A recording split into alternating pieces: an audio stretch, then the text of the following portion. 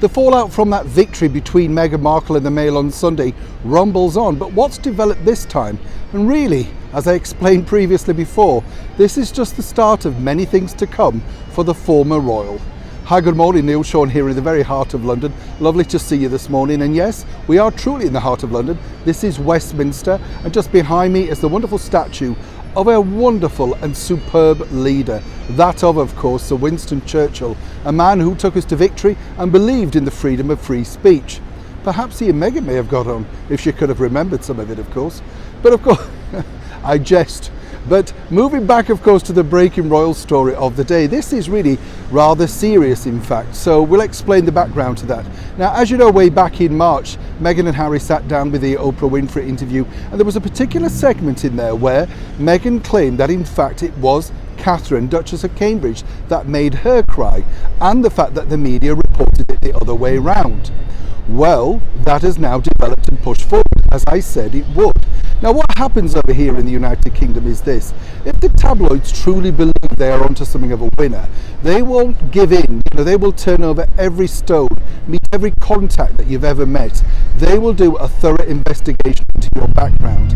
Now, as Meghan basically claimed on that interview also, and a previous interview, that they don't have tabloids in America. Strange, I always thought the National Enquirer wasn't a serious read, but maybe I got that wrong.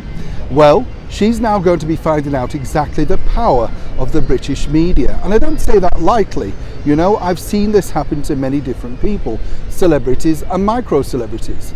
But here's where it gets interesting, because a British TV presenter, Kirsty Allsopp, who basically is very revered over here, she's known for presenting those property-style shows. The ones where you've got a few million, and then of course, you decide to splash out, do it up, and then sell it on.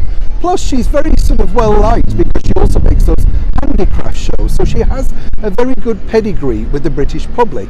Not only that, she's very, very well connected. So well connected, in fact, that she has something of a royal connection. And this is where we believe this story has come from. It's emerged that Miss Allsopp has now decided to reveal that she knows the truth behind that particular incident. And in fact, allegedly, as we always say, it was Meghan who made Catherine cry over the battle to do with the bridesmaids, etc. You know how weddings are. This happened apparently days before the royal wedding, way back in May 2018. Now, what's interesting about this particular version of events is the fact that she's come out publicly. She's the second major person to come out publicly to the tabloid. The first, of course, was the former aide, Mr. Knauf. Now, as I've said before, it's going to get rather tricky for Meghan, because you cannot simply deny these people. If they're willing to go on record and speak about that, then this becomes something of a serious problem, particularly when you're trying to craft a brand and maybe even do something political in your future. As ever, here's where it got more interesting for me. The reason why Catherine decided to take some flowers and apologise to Meghan was she's a sort of character, according to Miss Allsopp, who doesn't like conflict, arguments, that type of thing. And having met Catherine on a few occasions, I can see the type of lady that she is. Of course, Meghan did say, didn't she, on that Oprah interview, that Catherine was a good person and it wasn't her fault. Now, whichever side you look at it upon this particular story, it's escalating and there's going to be more to come. Now, of course, Meghan could use the old chestnut now that she couldn't quite remember. Lots of things were going on in her life at that time, and she possibly has no recollection of that particular incident. As our glorious Majesty the Queen famously said, recollections may vary. But moving forward, of course, for Meghan, as I say, this is not going to end well, simply because there's going to be far too many people now wanting to support some of the people that they feel have been slighted and cruelly misjudged.